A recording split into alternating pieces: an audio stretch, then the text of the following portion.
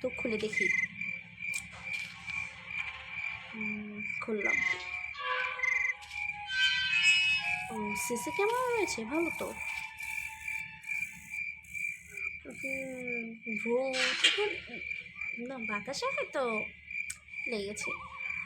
এখানে ভূত বলতে কিছুই তো আমি দেখছি না, এখানে তো এমন কোনো কিছুই নেই ভূত বলতে। কি যে মানুষ ইউটিউবে ছাড়ে, ভিডিও ছাড়ে, আমাদের বিশ্বাস হয় না। ধরো কোথায় ভূত, এখানে তো কেউ নেই, খালি একটা বাড়ি দেখি সবাই ভয় পেয়ে যায়।